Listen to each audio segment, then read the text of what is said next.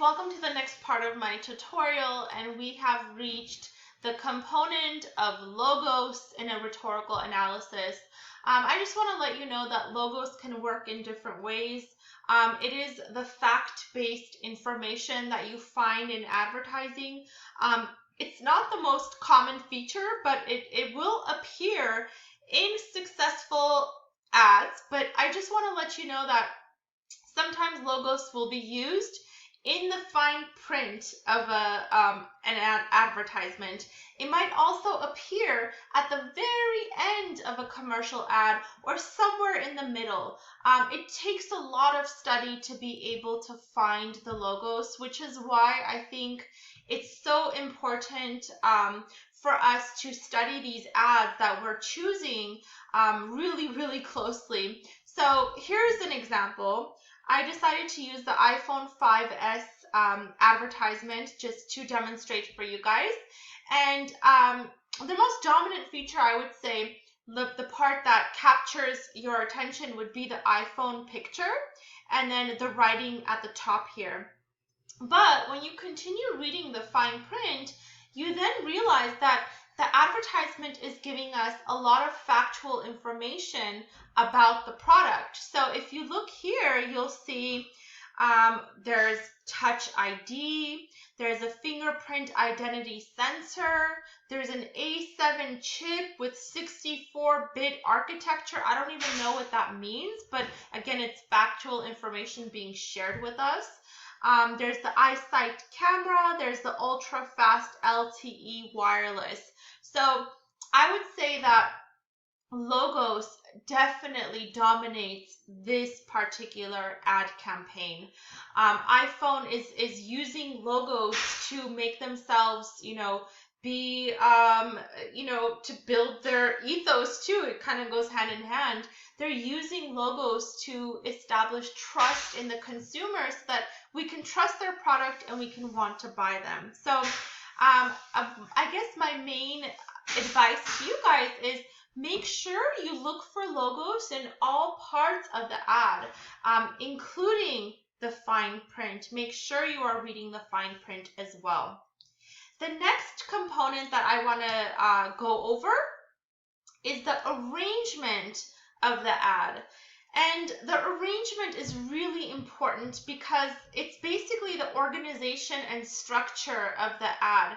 Now, again, if we're talking about an ad campaign, it's very possible that one of the ads in the campaign might have a good arrangement, but then the other ad might not.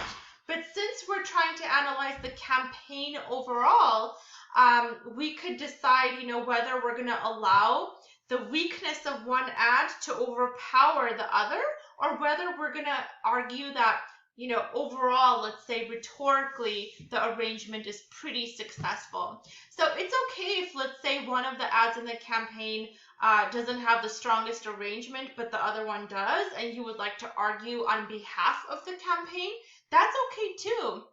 We're basically looking to see, rhetorically, does the campaign succeed? And a success doesn't necessarily mean 100% success. It could be, there are certain flaws, but the company does a pretty good job overall. So I wanted to give you guys an example of, I think, an ad that has horrible arrangement. And I wanted to give this example because I did a little test with my students once, and I asked them, please close your eyes. So why don't we take a moment and do that, and then open your eyes and take a look at the ad. I don't know what you saw first. What was the focal point that your eyes were drawn to? For me, it was the Whopper up here. What was it for you? I've had some students say the focal point that they were drawn to was the Facebook sign, because it was a real, the blue color stood out to them. I've had some students say that the white Whopper writing was what drew their attention. I've had some students say that this weird looking guy on the right with that strange expression, drew their attention first. And I've also had people say that the number that's on fire and it says friends who have been sacrificed, which is really confusing, that was the focal point.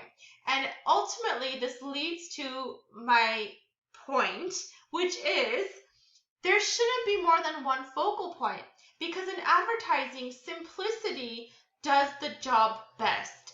And if you don't have proper simplicity, you're going to create a whole lot of confusion, and chances are your audience is not going to be interested enough to like click on the ad or to even do what the ad is encouraging them to do.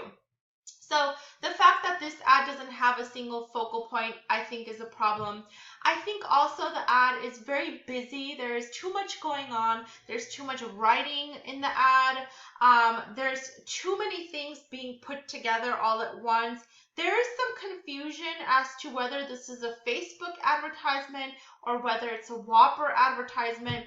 I actually had to do a little bit of research to discover that it's actually a Whopper advertisement that was featured on Facebook. So Facebook and Whopper collaborated on this ad. And it is also an internet ad, which means that they're asking us to click on it and then find out more about, this campaign. But to be honest, the arrangement is not appealing enough for me to click on. So it's not intriguing, and it doesn't have like a visually pleasing structure. So I would just click next, and I go to the next ad and not even pay any attention to this one. So I do think that the arrangement can be in the form of the font, the size, the pictures, even just the organization overall of the ad. It could also be in the musical component if you're going to be analyzing a commercial ad, the dialogue in the ad. There's a lot of little tidbits that show us the way that an ad is being arranged. And then the other element, and the last one, is the style. So I do want to go over this carefully because I think style and composition go hand in hand, but I chose to make them two separate slides just so I could talk about each one. Now, composition talks about the arrangement, the structure, the organization, but the style is really about the tone of the ad, the effect that they're trying to make in the audience. So sometimes ads have a certain humorous style where they're trying to get us to laugh, or sometimes they have a very serious tone and that's their style. Sometimes they want to push the limits. A lot of PETA ads, for example, they have that very like racy, edgy, controversial style. All of that is a rhetorical decision made by the marketing team. So I did want to give you guys this example here. This example that I have is a product that was released through the Sephora company. And this ad was actually pulled. It was considered, a little bit like crossing the line. I think if you analyze, what the implications are in this image, you'll understand why it might have been pulled. And there's a lot of reasons for that. So let's first analyze the ad from a composition standpoint, because again, I said the style and composition go hand in hand. In terms of the arrangement, again, I do think that the ad has a lot going on, and it's not simple and it's not appealing to the eye. So first of all, we're not quite sure, is this a Sephora ad or is this a Dr. Pelicone ad? Now, we know, upon further analysis, I discovered that it's an advertisement for the product that is available in Sephora. But then again, it creates a little confusion. So is this product, only found in Sephora? And then, who's Dr. Perricone? There's no indication in the ad anywhere. And then there's a lot of like product samples that can create some confusion. I do think the arrangement, even though it has a very clear focal point, the face of this girl, the arrangement is a little bit busy. Now, the style. Why might it be offensive? Now, rhetorically, it's important for us to look at all of the components. So logically, I want you to ask yourself, well, who's the target audience for beauty products? Women, right? Predominantly women. It's predominantly women that use Sephora products like Super by Dr. Nicholas Perricone. So how on earth would this visual of a woman being covered in white stuff be appealing to women? It's almost like the marketing team didn't understand their audience. It's almost like they didn't understand what women desire. If this was an ad that was directed at men, I would kind of get it. But for women, it just seemed like, again, they didn't do enough of a proper study of the demographics that would find the ad most, or find the product most appealing. And those are the really, those are the nuances that I want you guys to observe and to realize when you're doing your own study of your ad campaign. I think all of those are really, really important details to observe. And honestly, I want to now go into some common questions that students have asked me about the advertising campaign. So my next tutorial is going to be on that. I hope that this was a helpful tutorial on the components of a rhetorical analysis.